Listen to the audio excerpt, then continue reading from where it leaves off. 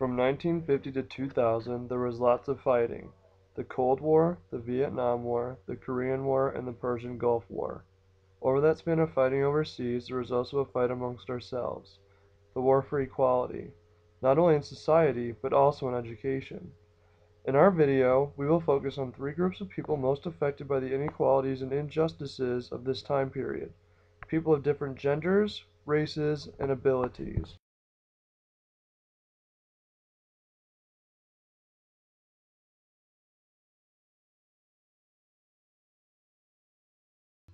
In 1954, the ruling of Brown versus the Board of Education, a civil rights case from Topeka, Kansas, completely changed the public education system.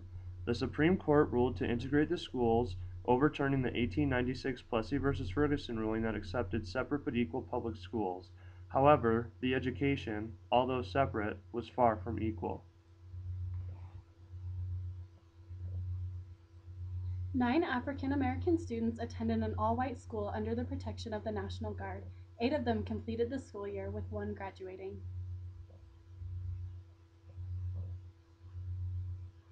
This was an important United States Supreme Court case dealing with the busing of students to promote integration in public schools. After a first trial going to the Board of Education, the court held that busing was an appropriate remedy for the problem of racial imbalance in schools, even with the imbalance resulted from the selection of students based on geographic proximity to the school rather than from the deliberate assignment based on race. This was done to ensure the schools would be properly integrated and that all students would receive equal educational opportunities regardless of their race.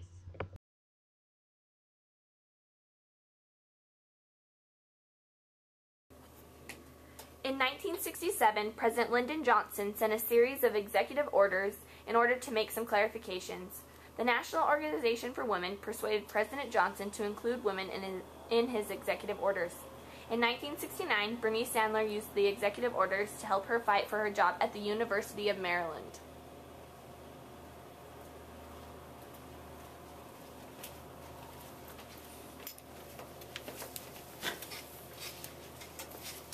Sitting at this table are 4 very prominent people who played a huge role in the signing of Title IX and were advocates for women's rights throughout their careers.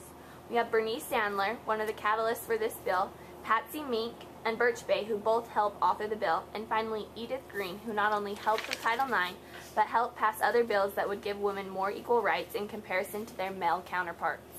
Let's go around the table and hear from some of the great masterminds who helped bring women closer to men in regards to equity in schools and other areas. Bernice, let's hear your story, since you were one of the catalysts of Title IX. Well, after being rejected from many job offers because I was a woman, I decided to do something about it. I began working for the NOW and the WEAL, or the Women's Equity Action League, and I filed complaints against the University of Maryland, as well as 268 other universities and colleges. In 1970, I joined Edith Green's Subcommittee on Higher Education, and I was able to sit in on a congressional hearing where women's rights were discussed. Soon later, we got the idea for a Women's Equality Act, and Edith and Patsy started writing up a draft. Thanks, Bernice. Before we go farther, let's hear from our other players in Title IX. Edith, Bernice mentioned you quite a bit, so let's hear from you. What was your experience in Congress prior to your participation in the authoring of Title IX pertaining to women's equality? Well, for starters, I was only the second woman in Oregon to be elected in the U.S. House of Representatives, and I served a total of 10 terms. That is almost 20 years in Congress. In 1955, I proposed the Equal Pay Act, which is just as it sounds. Women getting paid as equally as men. I also helped pass the Library Service Bill, which gave rural communities access to libraries. I was mostly an advocate for women in education. After all, I started my career as a teacher, so I wanted to get into Congress to help our education system as well as fight for equal rights for women. Thanks, Edith. Now let's hear about your role in Title IX. Oh, right. I was part of a couple committees along with Bernice here that really helped push Title IX bill through Congress that eventually led to its passage. I also helped author the bill with Patsy Mink. In fact, the bill is often nicknamed the Patsy T. Mink Equal Opportunities in Education Act. That's quite the story, Edith. Since you mentioned Patsy Mink, let's learn about her role in Congress in Title IX. Patsy? Thanks. Where do I start? Well, I was born in Hawaii. I eventually ended up at the University of Nebraska, where I was in a segregated dormitory. I formed a coalition of others, and we successfully ended the segregation of dormitories. That was really the beginning of my advocacy for equality. I went back to the University of Hawaii and got degrees in zoology and chemistry, then applied for medical school. I got rejected by all 20 schools I applied to, so I finally decided to do the sensible thing, go to law school and fix the problem myself. In 1965, I became the first female minority to become a member of Congress. I was one of the prominent players in the Amendment Title IX to the Higher Education Act. In fact, after I died in September of 2002 from chickenpox complications, George W. Bush renamed the Title IX Amendment the Patsy T. Mink Equal Opportunity in Education Act. If you ask me, that's the best thing that Georgie did while he was president. Wow, Patsy, you overcame a lot in order to help fight for equality in education. That's a great story. Last but not least, let's hear from Birch Bay and his role in the Title IX Amendment. Birch? Best for last. After all, I am one of the only guys to fight for women's equality. I had a lot of courage standing up for you women. Title IX wouldn't have happened if it wasn't for my help. Oh, Bert, shut up. You're named after a tree, for goodness sakes. Women could have easily done it without you. What kind of a name is Birch anyway? Whatever, ladies. Let's get back to the question. My role in Title IX. After surviving a plane crash in 1964, I came back to Congress and helped get Title IX through Congress. I was a co-author, the first person to formally introduce it to Congress, and its chief Senate sponsor.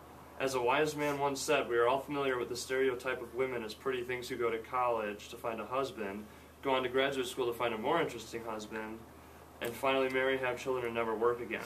The desire of many schools not to waste a man's place on a woman stems from such stereotype notions.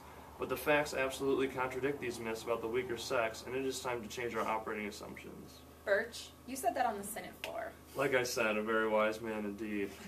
I'm sometimes nicknamed the father of Title IX. But it couldn't have been done without the help of all these great women sitting around me. Thanks, ladies.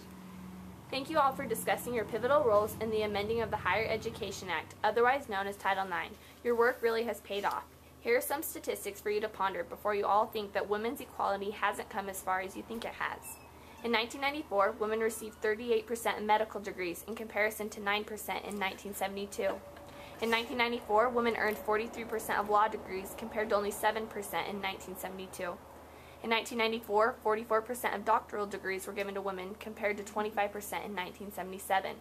These three statistics are just some of the proof that Title IX has indeed done a lot to boost women's equality in education. It is continuing to improve as we speak.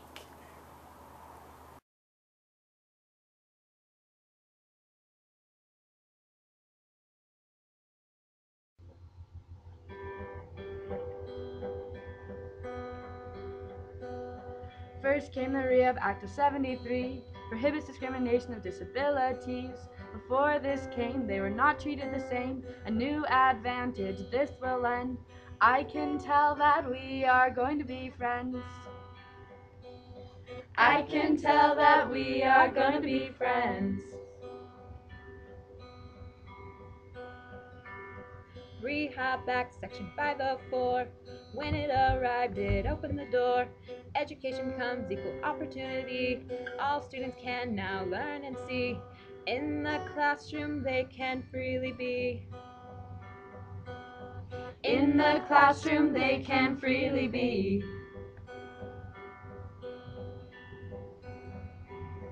We will work as a team for the child, build an IEP. They will never be alone. With our help, they will roam. We clean up and now it's time to learn.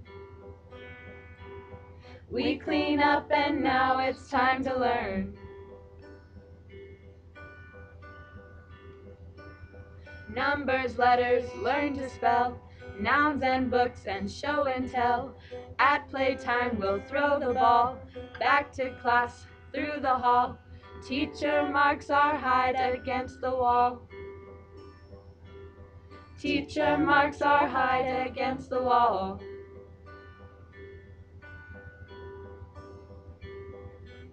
And we don't notice any time pass. We don't notice anything.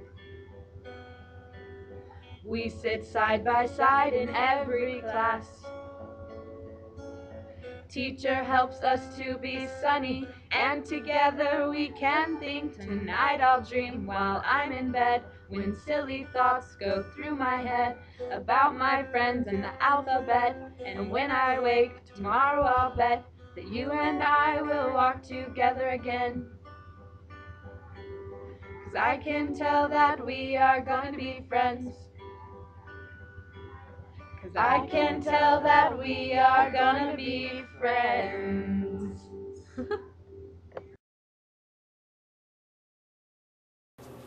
Bernice, tell us some of those colleges that you fought against. Oh yeah, for sure.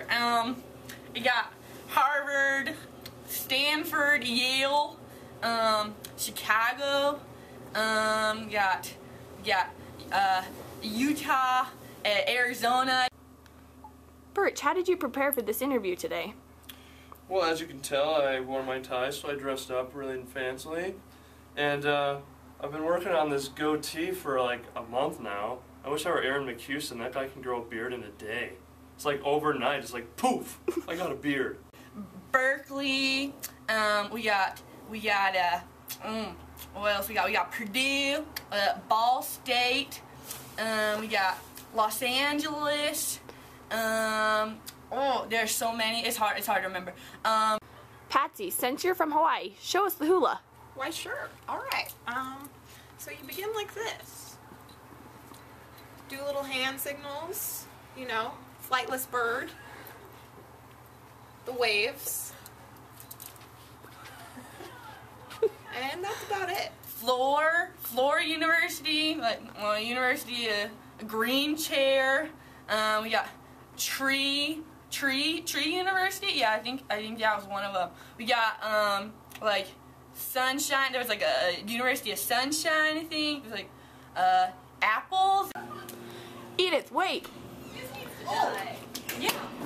Can you tell me your feelings on that Birch guy? Birch, you know, I'm not 100% sure about him. He's a little questionable. He survived a plane crash, but he can't grow a goatee to save his life. So, just that little fact. Stay away from him. That's all I gotta say. Miss Gerard, tell us, how did you get into the narrating business? Well, at age 5, I told my mom I need to be a narrator someday. For group projects, you know.